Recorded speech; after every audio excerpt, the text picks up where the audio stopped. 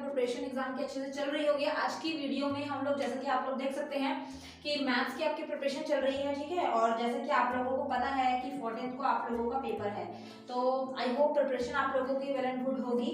सो कुछ चीज़ें हम लोग कर रहे हैं छोटी छोटी वीडियोस के थ्रू, ताकि आप लोगों को कुछ बेस समझ आए। जैसे कई बच्चों के कमेंट आते हैं कि मैम हम लोगों को कुछ भी नहीं आ रहा है, या फिर मैम हमारी प्रिपरेशन कुछ नहीं है, तो कुछ ऐसा बताओ जिससे हम अच्छा मार्क्स स्कोर कर पाएं।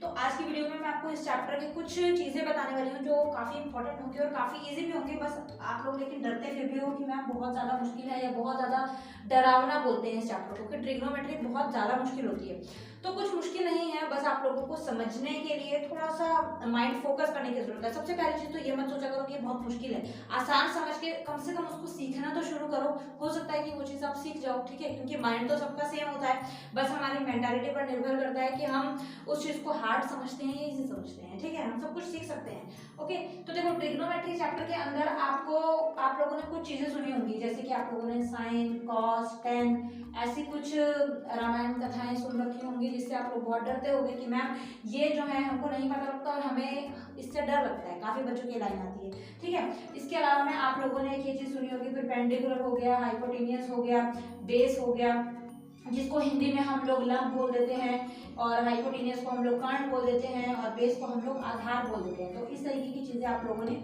ऑब्वियसली सुन रखी होंगी, ठीक है। तो इसके ऊपर हम बात करने वाले हैं, बहुत ही इजी तरीके से पढ़ेंगे ताकि आप लोग जो है वो आराम से समझें, और मैं सिर्फ वही चीज़ें करवाऊंगी जो एग्जाम में 100% आपको देखने के लिए मिलेगी, ओके। तो डरने की जरूरत नहीं है, घबराना नहीं है, बस ध्यान से समझना है कि मैं क्या करवा रही हूँ, ओके।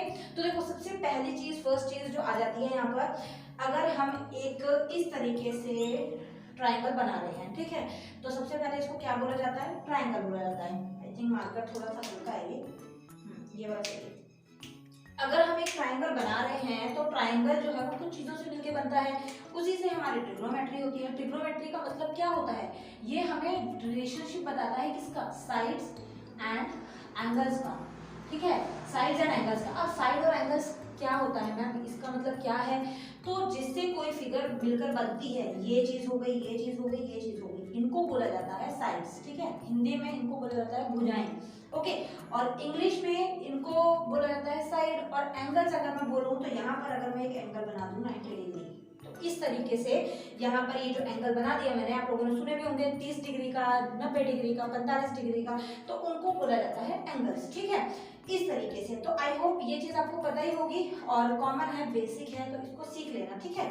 तो देखो एक हमारे पास इन्हीं दोनों चीजों के जो बीच में रिलेशन होता है, उसको ये ट्रिग्नोमेट्री बताती है, और वो हमें थोड़ी सी सीखनी है। अब ये नई चीज है कि हमारे पास ये जो है फर्स्ट टाइम आई होती है, तो हम लोग थोड़ा सा डरे हुए होते हैं कि मैम हमें ये आती नहीं है, किस तरीके से करनी होगी हमें। तो देखो सबसे फर्स्ट कॉन्सेप्ट जो आप लोगों को सीखना है, ये आपके पास ट्रायंगल दिया हुआ है, ठीक है। इसके अंदर हिंदी मीडियम हो चाहे इंग्लिश मीडियम हो, तीन चीजें होती हैं। जो ये साइड है ना, इनके नाम होते हैं। एक चीज मैं और बता दूं, जैसे आपके पास एक ट्रायंगल है और यहाँ पर आपको ये एंगल दिया हुआ है, तो ये एंगल का अगर आपको नाम नहीं दिया हुआ, एंगल को हम लोग थीटा भी बोलते हैं, ठीक है। थीटा जो है वो डिनोट करता है एंगल को, तो कई बार एंगल का नाम जो है वो थीटा भी होता है। स्पेलिंग इसकी THETA होती है, जो आप लोगों ने इस तरीके का कुछ देख भी रखा होगा, क्यों की शेप में होता है, ठीक है ना। तो यहाँ पर हम लोग, ये तो आप लोगों को मैं एक्स्ट्रा बताते जा रही हूँ, थोड़ी थोड़ी साथ साथ चीजें जो आप लोगों को पता होनी चाहिए। अब देखो ये हम लोगों का ट्रायंगल है, इसके अंदर हम लोगों को देखना है कि ये तीन साइड हैं। अब तीन साइड है, इसके कुछ नाम भी होंगे, तो हिंदी मीडियम हो चाहे इंग्लिश मीडियम, दोनों को वीडियो समझ आएगी।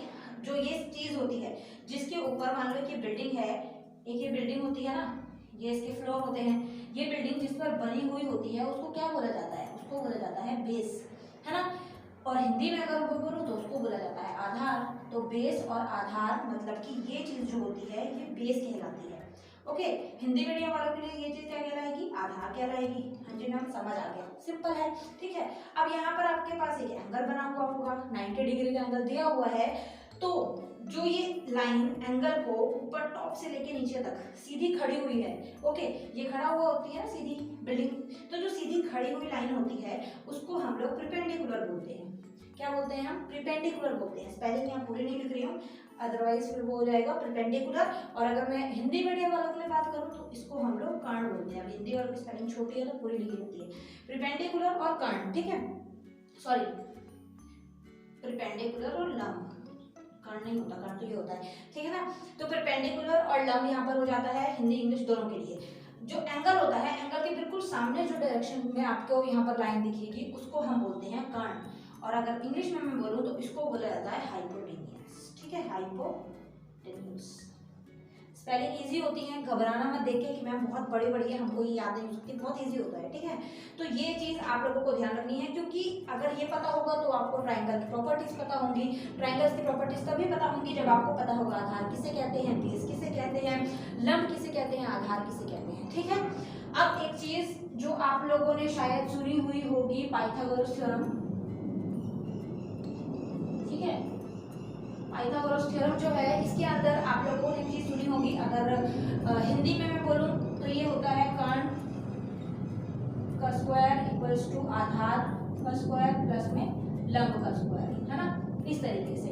और अगर इंग्लिश में मैं बोलूं हाइपोटेनियस का स्क्वायर इक्वल्स टू बेस का स्क्वायर प्लस में परपेंडिकुलर स्क्वायर, इस तरीके से हाइपोटेनियस बनती है, ठीक है।